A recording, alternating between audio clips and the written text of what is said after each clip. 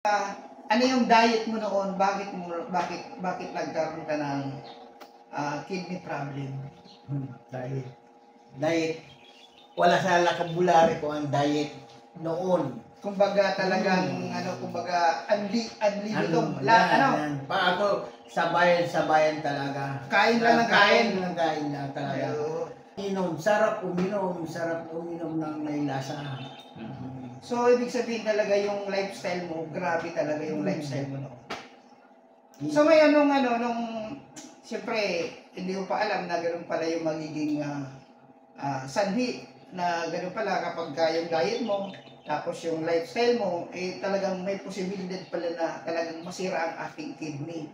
So, gusto ko lang tanongin doon sa mga nanonood sa atin ngayon na kung siguro yung iba gano'n din yung lifestyle, na may posibilidad din po pag hindi kayo nag-control, masira din yung kidney mo. Tama? So, bilang dinadialysis nung time na yun, gaano ba kasakit ang nararamdaman kapag dinadialysis? Sobrang sakit. Halos kung 1 to 10 yung sakit ng dinadialysis, mga i-rate mo, 1 to 10? Number 10. So, grabe. Yung pagkuha pa lang ng sa akin ng sharing, hatak pa lang ng dugo. Saan yung mararamdaman mo na dito kayo? Hihigupin yung dugo. Grabe. Doon meron akong tubo ng paghugot pa lang ng dugo, mararamdaman mo na sa mga ugat na sinisip-sip na yun. So, mayroon ka pa bang pistola dito? Ay, wala pistola. Dito pistola. So, mga kaibigan, ito yung pistola. Kung mapipersonal si Coach James, talagang nagpa-vibrate to. Talaga grabe. Siguro ako sa inyo, ayaw nyo magkaroon ng ganito. So, dito ba hinihigop yung dugo? Oo. Ini-inject yung gamot yan. Sa isang linggo, ilang beses ka ba dinadialysis? 2 times ako nun. 2 times? Oo. Ano ko nun, Miyerkules, Sabado. Tapos sa 2 times a week, per session, magkano ang bayad doon? Ang ko nun, nasa 3.5 ata yun. So, grabe no? Ibig sabihin, kung 2 beses sa isang linggo, kailangan mo ng 7,000 a week para i-dialysis ka. Pero nung, siyempre dinadialysis ka na-experience yung sakit. Okay, so siguro unconscious ka na rin nun, di ba? So, nung na-inform sa'yo or na-share sa'yo yung Quantumin, dumating ba sa isip mo na gagaling ka mabilis or may mangyayari maganda sa'yo? Or talagang sinubukan mo lang kasi wala ka na rin na... Sa totoo lang sana, hindi ko talaga Quantumin, hindi ko naniwala. Kumbaga may doubt ka rin noon, may duda ka rin. Sabi ko, kaya 2 beses na sa akin to apply na kinukumbisi sa na itry mo. Sabi ko may gamot naman. Na anong purpose pa ng doktor sa akin to? Kanya lang ako. Yung pagkasabi niya sa akin na pinapig-prangka na ako ng network ko, sinabihan ako na sabihin na kita lifetime dialysis niyan or transplant. Dok, sabi nito po, pag-isipan ko medyo malaki yan.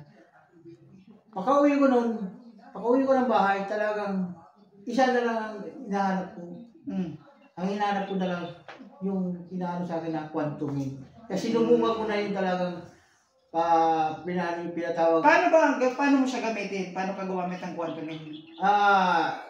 Kung anong tinuro sa akin ng apply ko, sinunod ko lang.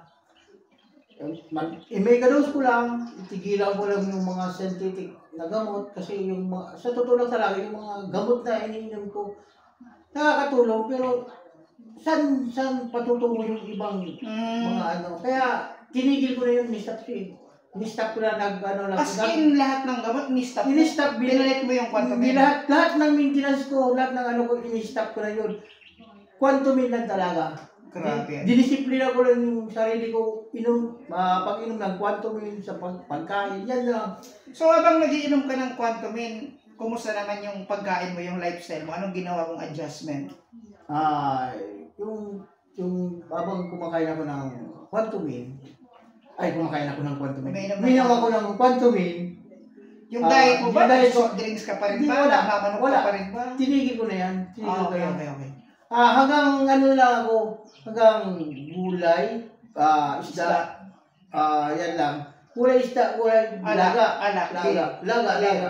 Kadalasan, wala na. Tinigil ko na yan. Quantumin lang talaga. Pag iinom ka ng tubig, quantumin lang. Pag sinabi bang megadose, paano ang tao paggamit ng megadose? Pinipisil ko Pisil. 5 beses. 5 beses siya, dinidirekta ko yung Direkta ko yung sa bibig. Di ba ang dinadialysis, ang may kidney, bawal sa tubig? Bawal sa na tubig. madami.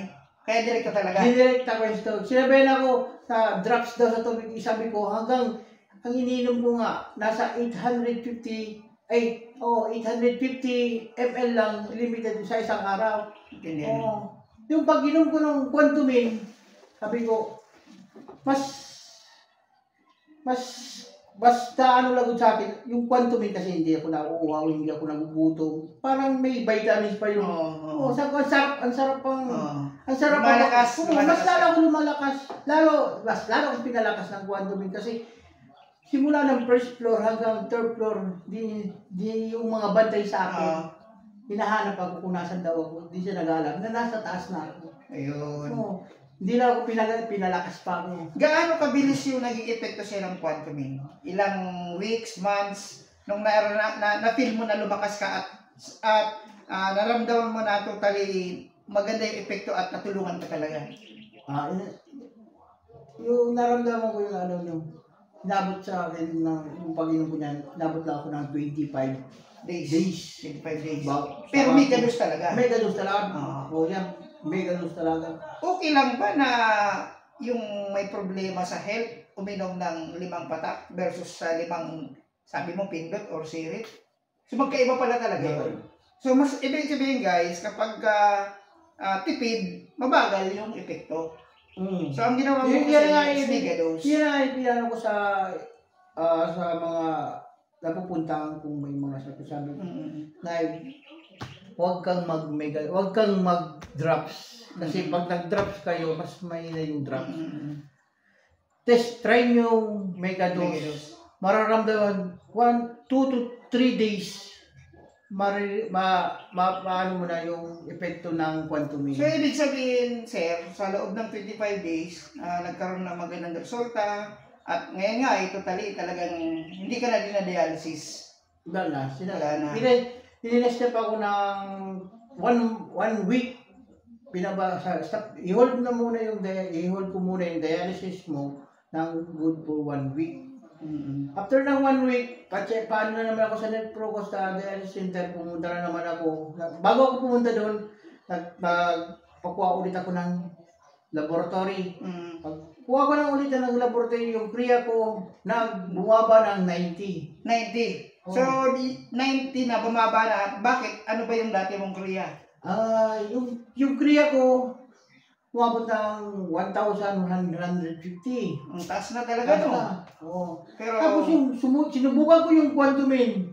Kahit ako nagtaka, biglang bumagsak yung kriya ko. Wow. Masaya ako nun kasi umabot ng 100. Kaya nga, kahit yung mga nurse na nag-a-assist sa akin, tapos nagtataka sa akin, 2 beses pa nga ako niya 2 beses ako kinuha pa ng dugo. Sinigurado. Sinigurado. Pinadala pa doon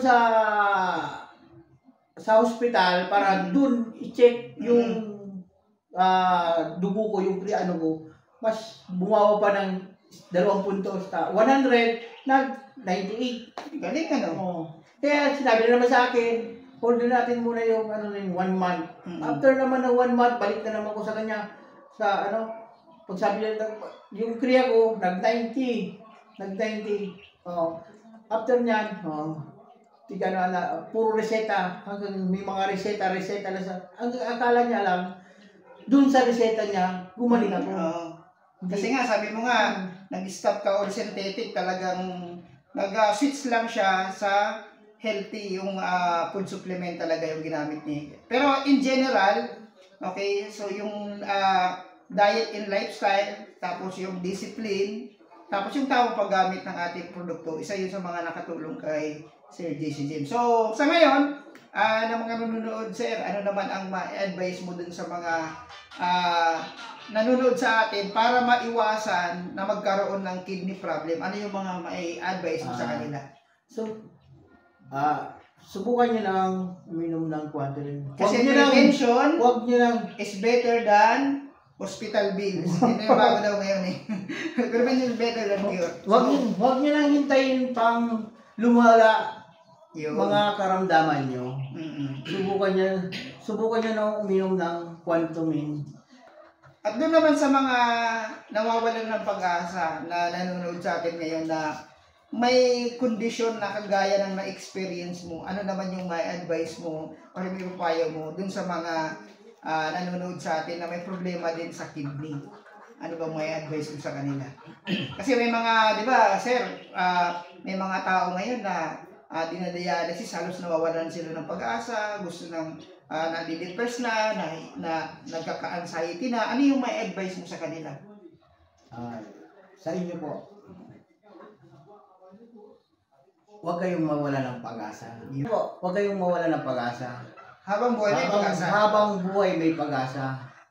Subukan niyo po uminom ng food supplement na Quantum Plus, saka sabayan niyo lang po ng healthy diet. Yun. Walang ibang makakatulong po sa inyo, sa sakit nyo, kundi kayo lamang po. Yun. So, yan po ang produkto ng Q Global, yung Quantum Plus. Isa lang po yan sa produkto ng Q Global. And napakarami pong products natin. Kagaya ng ating bagong products na Q Enzyme and Q Cleanse. So, nakakatulong po yun na i-detox ang ating katawan. And maraming salamat sa Q Global. And ano naman, sir, ang masasabi mo sa ating butihing CEO, si Ma'am Darlene, na CEO ng Q Global Corporation, na nagtataguyod at nagpapalaganap ng produkto ng Q Global, yung Quantum Plus. Salamat, Ma'am Darlene.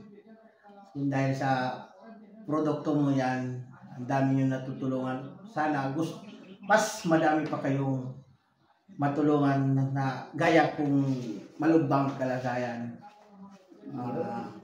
So, yan po. Maraming salamat. And then, yan po si Sir JC James, ang patunay na habang buhay, may pag-asa. Okay? Sa Quantum Plus, product by Q Global Corporation. So, thank you guys and have a great day guys.